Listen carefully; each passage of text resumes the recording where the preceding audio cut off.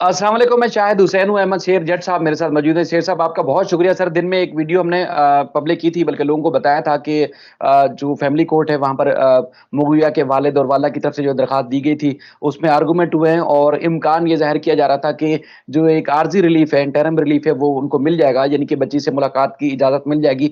लेकिन जब तफसीली ऑर्डर अदालत ने जारी किया, उसमें शाम में जो आपने भी देखा, पब्लिक ने भी सुना, उसमें सिर्फ नोटिस दिया गया है, यानी कि 21 तारीख की उसमें डेट पड़ गई है और मजीद कोई पेशरफ सामने नहीं आई। लेकिन जो समाअत और उसके बाद फिर वकला के दोनों तरफ के दलाइल और वहां पर जो कुछ सोर्सेज ने हमें मौके पर बताया, या उसके बाद अंदर होने वाली कार्रवाई से जो एक माइंड था जज साहिबा का, उससे लग रहा था कि बच्ची के वालिदैन को मुलाकात की इजाजत मिल जाएगी।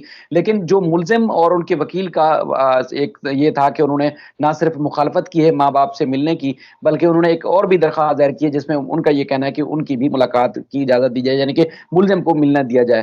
तो आपने दरखास्तों की कापी भी देखी होगी, आपके पास भी पहुंच गई होगी, उसके बाद ऑर्डर भी आपने देखा होगा ट्रायल कोर्ट का। उससे आपको क्या लग रहा है और आपने उसमें क्या जायजा लिया कि अगर रिटर्न ऑर्डर पीर को मिलता है तो उसमें क्या वाकई ही मुलाकात की इजाजत होगी? दूसरा, क्या मुलजिम को मुलाकात की इजाजत मिल सकती है? इसके बाद फिर एक लाहौर की अदालत में भी आपको पता है आज समाअत थी, तो उसमें भी डेट पड़ी है, तो उसकी बाद में बात करते हैं। पहले ये कराची की अदालत के हवाले से बताइएगा। बहुत शुक्रिया। शायद भी देखें, एक मामला था कि एक बच्चा, गार्डियन एंड वार्ड एक्ट है हमारा। गार्डियन होता है जो वारिस होता है, वार्ड होता है जो माइनर होता है ना, उसको वार्ड कहा जाता है। ये बड़ा वाज़ेह कानून है, चूंकि पाकिस्तान के तमाम जो इस वक्त तक फोरम्स हैं जहां पर यह मामला डिस्कस हुआ है, मेडिकल बोर्ड के बाद हर अदालत ने बच्ची को माइनर डिक्लेयर किया है, माइनर लिखा है।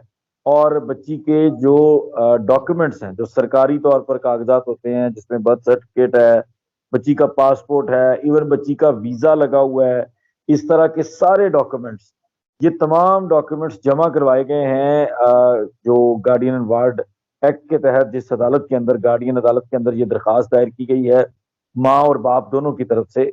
उसकी बुनियाद पर माँ बाप ने सिर्फ ये मांगा था कि देखें कि एक मुकदमा है और मुकदमे के टाइम पे हमारी बच्ची की ये उम्र थी, अब भी उसकी उम्र जो है वो माइनर माइनर वाले जो है वो कैटेगरी के अंदर आती है, तो इस बच्ची की जो कस्टडी है वो हमें दे दी जाए।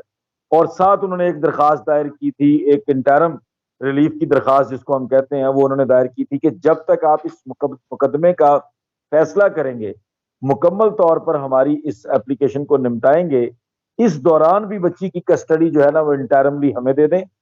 और उसके अलावा उन्होंने ये मांगा कि विजिटेशन राइट्स, जब तक इस चीज का भी फैसला नहीं होता, आप हमें हमारी इस माइनर बच्ची के लिए विजिटेशन राइट दें, जो उसकी टेम्परेरी रेजिडेंस है, जो इस वक्त टेम्परेरीली वो बच्ची उस चाइल्ड प्रोटेक्शन सेंटर के अंदर रह रही है जहां बच्ची को अदालती हुक्म के ऊपर भेजा गया था, वहां तक हमें एक्सेस दें ताकि हम जाकर बच्ची को मिल सकें। और बच्ची से ज़ाहिर है वो नेचुरल गार्डियन है, इसलिए उन्होंने ये क्लेम किया है। और अगर वो नेचुरल गार्डियन है और एज पर लॉ बच्ची माइनर है, वार्ड की कैटेगरी में आती है, तो गार्डियन को पूरा राइट है। इसके ऊपर 2 घंटे आपने भी मुझे उस वक्त अपडेट किया, बाद में मैंने जो वहां की लीगल टीम है उनसे भी कंसल्ट किया। 2 घंटे के आर्ग्यूमेंट्स हुए हैं इस एप्लीकेशन के ऊपर। और 2 घंटे के आर्ग्यूमेंट्स के बाद जो अदालत ने अपना शॉर्ट ऑर्डर, जो उन्होंने एक अपना डिजिटली या उसको जो भी ऑनलाइन अपलोड करते हैं, उसके मुताबिक अदालत ने कोई फैसला पास कर दिया है। और वो फैसले की कापी जो है वो मंडे को मिलेगी। और जो लग रहा है बज़ाहिर, वो मैं आपको बता दूं, क्योंकि मेन जो केस है और मेन जो दरखास्तें जो हैं सारी, ये तो चली गई हैं 21 तारीख के लिए, और 21 अक्टूबर को उसकी हेयरिंग होगी दोबारा। लेकिन जो विजिटेशन राइट वाली और जो इंटरम वाली उनकी एक एप्लीकेशन है ना, एक तो इंटरम कस्टडी है, एक है विजिटेशन, कि हमें बच्ची से मिलने की इजाजत दी जाए जहां पर बच्ची इस वक्त है। उसके ऊपर जो एक्सपेक्ट किया जा रहा है कि कोई ना कोई फैसला उन्होंने कर दिया है, जिसकी मंडे को कॉपी मिल जाएगी और वो वाजे हो जाएगा कि माँ बाप को सब्जेक्ट टू कोई कंडीशंस इजाजत दी है, या जो है वो डायरेक्टली बस इजाजत दे दी है कि वो जाएं और मिल लें। 2 तरह की ये इजाजत हो सकती है। एक वो सब्जेक्ट टू कंडीशन कर सकते हैं, कोई भी बच्ची की कंसेंट या कोई और चीज या कोई भी कंडीशन लगा सकते हैं। दूसरी ये है कि बस ठीक है जी, आपकी ये अलाउड है, आप जाएं।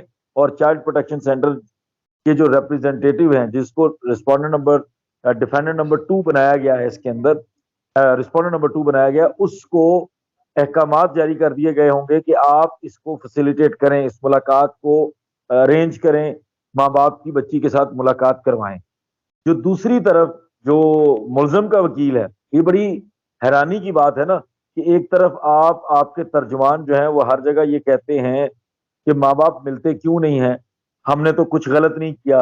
और जब माँ बाप मिलने के लिए अप्रोच कर रहे हैं, जब माँ बाप सिर्फ मुलाकात मांग रहे हैं कि हमें अपनी बच्ची के पास जाने दो और उसके साथ कुछ चार बातें करने दो, उस एप्लीकेशन को, उस उनकी रिक्वेस्ट को भी आज भरपूर तरीके से मुलजम जहीर ने अपने वकला के जरिए एजिटेट किया, रेजिस्ट किया है, उसकी मुखालफत की है कि नई मुलाकात होनी चाहिए। तो ये कुछ चीजें ऐसी हैं जो वैसे सोचने वाली हैं कि अगर आपको कोई डर नहीं है, आप गलत नहीं है, तो फिर मेरा नहीं ख्याल कि आपको रोकना चाहिए, आपको जाने देना चाहिए। अगर बच्ची की मर्जी जो है वो आपके साथ है, अगर बच्ची को माँ बाप के साथ कोई लगाव नहीं है, या माँ बाप के जो क्लेम्स हैं, माँ बाप के जो दावे हैं वो गलत हैं, तो फिर आपको इस चीज की मुखालफत करनी नहीं चाहिए, बल्कि आपको कहना चाहिए कि जी जाएं, सौ बिस्मिल्लाह जाके मिले, बच्ची को देख लेते हैं क्या होता है। लेकिन वो इस हद तक एक्यूज जो है वो कंसर्न्ड है कि आज आपने देखा कि एक्यूज सिर्फ अकेला आया हुआ था, हालांकि अब उसका भाई भी उसके साथ नहीं सर है, सर अकेला सर रह रहे वो सर। वो वो देखें, बिल्कुल तकरीबन 3 साढ़े 3 4 घंटे तक वो भी अदालत में वहां मौजूद रहा। आज प्रोटोकॉल वो नहीं था पुलिस का, जो मैंने खुद बज़ाहिर देखा। वकला की टीम थी, लेकिन उस कोर्ट रूम के बजाय दूसरे कोर्ट रूम में उसको बिठाया गया था। वहां मुसलसल फोन पे किसी से राब्ते में भी था और बड़ी एक्टिविटी करता हुआ नजर आया। मैंने कुछ क्लिप्स बनाए, अपने हमारे जो व्यूअर्स हैं उन्होंने देखा भी होगा। सर आपने जो वेबसाइट पे जो हमारे सिटी कोर्ट की वेबसाइट पे जो ऑर्डर देखा होगा, उसका जो पैरा नंबर 2 था, उसमें क्या है थोड़ा वाज़ेह कर दिया, क्योंकि जो आप अभी बता रहे हैं इससे तो ये लग रहा है ना कि अदालत ने मुमकिन तौर पर इस आखिरी लाइन के, यानी कि डेट से जो पहले वाली लाइन है, इससे ये लग रहा है कि अदालत ने माँ बाप को मिलने की इजाजत दे दी है। तो क्या जो रिटर्न ऑर्डर होगा, आप कह रहे हैं उसमें कंडीशन होगी, या वो रिटर्न ऑर्डर में मजीद वाज़ेह होगा कि अदालत ने मुलाकात की इजाजत दी है या नहीं दी? देखिए शायद भाई बड़ा क्लियर है कि ये एक इंटरम जो एक एप्लीकेशन थी ना, जो बच्ची से मिलने की दरखास्त थी, जिसको हम विजिटेशन राइट्स कहते हैं, कि एक गार्डियन, नेचुरल गार्डियन, कुदरती तौर पर जो माँ बाप उसके नेचुरल गार्डियन, हकीकी वालिदैन, हकीकी गार्डियन जिसे कह सकते हैं, हकीकी वारिस या सरपरस्त भी कह सकते हैं। बिल्कुल हकीकी सरपरस्त जो है वो एक सिर्फ अपनी जो माइनर बच्ची है अपने खून से मिलने का जो हक मांग रहे हैं, वो मुझे ये लगता है कि अदालत ने अलाउ कर दिया। और वो यकीनी तौर पर क्लियर तो होगा मंडे के ऑर्डर में कि वो उसको सब्जेक्ट टू कंडीशन कर रहे हैं या डायरेक्टली कर रहे हैं। इस ऑर्डर जो उन्होंने वेबसाइट के ऊपर रखा है उसके अंदर शायद ये चीजें क्लियर नहीं हो रही कि वो कंडीशनल है या वो अनकंडीशनल है। वर्डिंग वर्डिंग क्या है आपके पास पड़ी हुई है? सर ऑर्डर की कॉपी आपने है उसमें आपने निकाली थी? मैं आपको बता देता हूँ उसके अंदर बेसिकली मैं आपके साथ वो स्क्रीनशॉट भी शेयर कर दूंगा आप, ताकि व्यूअर्स के साथ वो शेयर भी कर दें। उसमें वो बेसिकली बता रहे हैं कि एक दरखास्त जो है वो माँ बाप ने दी है, और माँ बाप की जो दरखास्त है वो मिलने के लिए है, कस्टडी के लिए है, परमानेंट और इंटरम दोनों कस्टडीज के लिए है। और माँ बाप चाहते हैं कि इन लोगों के खिलाफ, ये अक्यूज पर्सन जो है इसके और चाइल्ड प्रोटेक्शन सेंटर के खिलाफ ऑर्डर दे दिया जाए कि हमें बच्ची दे दी जाए इनसे लेके। और उसके बाद वो कहते हैं कि जो इन्होंने ये दरखास्त दी है, इसके जवाब में जो मुलजम है उसकी तरफ से भी एक दरखास्त आ गई है उसी तरह की, और उन्होंने एक 711 भी फाइल किया है। 711 में उन्होंने इतराजात उठाए हैं कि ये अदालत जो है वो दायरा समात नहीं है, इसका जुरिसडिक्शन नहीं है सर कोर्ट में। जुरिस्डिक्शन ग्राउंड के ऊपर वो कहते हैं कि ये काबिल समात नहीं है।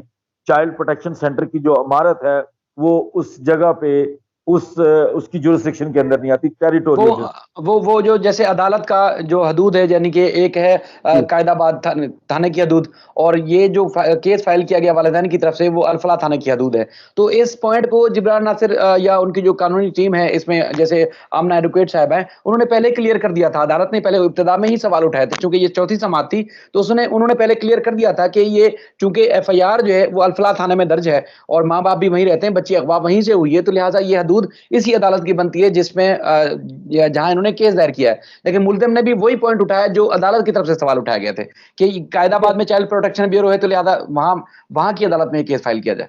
मैं उनके पॉइंट से एग्री इसलिए नहीं करता कि ये जो प्रोसीडिंग है ना गार्डियन वाली, गार्डियन कोर्ट्स वाली, ये थानों के हिसाब से नहीं होती। ये गार्डियन कोर्ट की प्रोसीडिंग थानों के हिसाब से इसकी जुरिस्डिक्शन डिसाइड नहीं होती।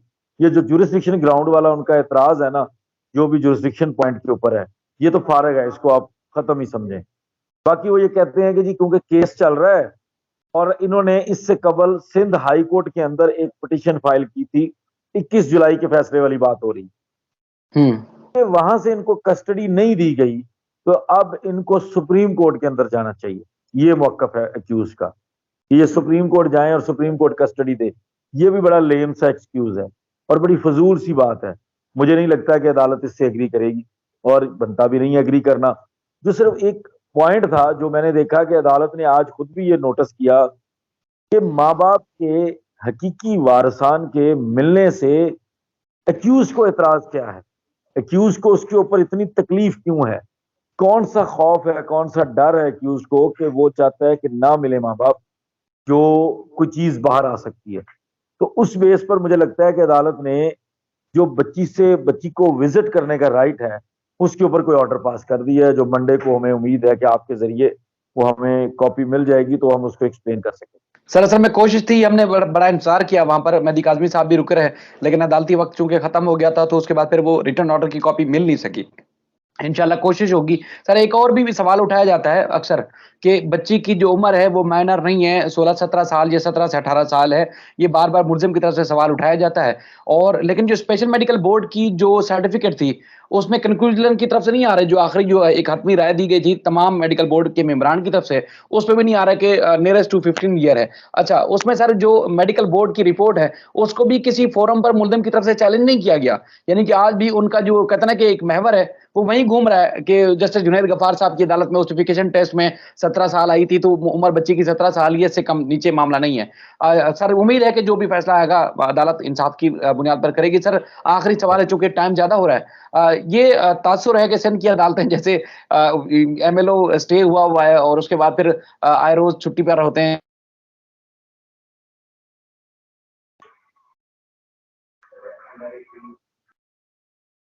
हमें, वो ये है कि लाहौर की अदालत में भी केस जेर समाअत था। आपको आवाज आ रही है सर? जी आ रही है। लाहौर की अदालत में भी आज ही की तारीख फिक्स की गई थी, लेकिन सुबह मैंने आपका स्टेटस देखा जिसमें जज साहब वो भी छुट्टी पे थे। तो क्यों छुट्टी पे थे, क्या वजह थी, मतलब क्या इस केस का दबाव है या कोई और वजह थी?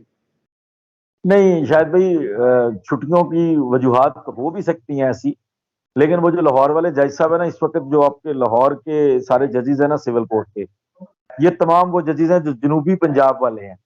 ये हमारे इससे कबल जो बहुत अच्छी खासी लंबी लिस्ट तैयार की गई थी सिविल जजेस के ट्रांसफर की, उसमें अपर पंजाब के जजेस को फेंक दिया गया था नीचे जनूबी पंजाब वाली साइड पे, जनूबी पंजाब वालों को ऊपर फेंक दिया गया था। इनके काफी ज्यादा आपस में शफल किया गया था। तो जो बजाय मुझे पता चला है वैसे ही कि वो क्योंकि 12 रबी अव्वल के लिए कई लोग जो है वो अपने घरों का रुख करते हैं और ईद मिलाद नबी मनाने के लिए शायद, तो उन्होंने वो छुट्टी जो है ना वो सैटरडे की छुट्टी साथ मैनेज की है, क्योंकि वो लाहौर से दूर से हैं, उनका इलाका जरा दूर है लाहौर से, तो उस वजह से वो छुट्टी ज़ाहिर समझ आई है। इतना दबाव वाला इंशाल्लाह ताला लाहौर में नहीं होने देंगे।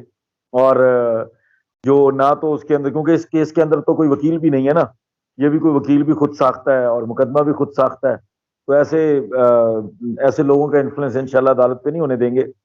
होती हैं कई जगहों पे ऐसे मामला जहां होते हैं, हम बिल्कुल उसको पॉइंट आउट भी करते हैं। तो ये सिर्फ वो छुट्टी की वजह थी। और मैं आपको बताऊं कि जितनी भी तारीखें उस अदालत के अंदर रूटीन की हुई होंगी वो 11वें 12वें महीने से कम की नहीं होंगी। ये सिर्फ हमारा मुकदमा है जो सिर्फ 10 दिन के बाद हमने उसको दोबारा फिक्स करवाया और ड्यूटी जज के पास पेश करवा के करवाया, और बहुत जोर लगवाया गया इस चीज के ऊपर बहरहाल उनकी तरफ से, खवातीन को भेजकर, खवातीन वकला को या बच्चे जूनियर थे कुछ, उनको भेजकर कोई जोर जबरदस्ती रीडर के साथ करवाने की कोशिश की गई, लेकिन वो तारीख जो है हमने 10 दिन के बाद वाली 18 तारीख फिर ले ली थी, हमारी टीम मौजूद थी वहां पे। ठीक है सर। सर आपका बहुत शुक्रिया, इंतहाई अहम चीज़ें। सर मैं एक और चीज़ आपको बताऊँ कि मवाद जो है ना लोगों तक पहुँचाने वाला, जो पब्लिक करने वाला, ये लाहौर की जो खातून यूट्यूबर हैं, उनका एक आपको पता व्हाट्सएप का मैसेज हमने एक ब्रेक की थी खबर। एक और बड़ी खबर है उनसे मुताल्लिक, वो और इसके अलावा बहुत सारी चीज़ें हैं जो आने वाली वीडियोज़ में, चूँकि रूटीन की असल में जो एक हर आने वाले दिन की एक बहुत सारी खबरें हो जाती हैं, तो जो खबरें पेंडिंग है हमारी वो पब्लिक नहीं कर पा रहे। लेकिन इंशाल्लाह कोशिश करेंगे बीच में वक्त निकाल के वो, और उसके बाद फिर मुल्जमान ने जो जो भंड मारे हैं, जो जो चालाकियां की हैं, वो चीजें पब्लिक करेंगे इंशाल्लाह, जैसे जैसे वक्त आता जाएगा। और लोगों के सामने रखते रहेंगे कि इनकी असल हकीकत क्या है। चाहे वो खातून यूट्यूबर थी जो उनका मैसेजेस थे, और इसके अलावा और भी उनकी तरफ से बहुत ज्यादा ऑफर भी की गई थी एक चीज की, और वो भी आपको मैं, और इस तरह इंशाल्लाह आगे आने वाली वीडियो में आपके साथ मिलके हम रखेंगे पब्लिक के सामने।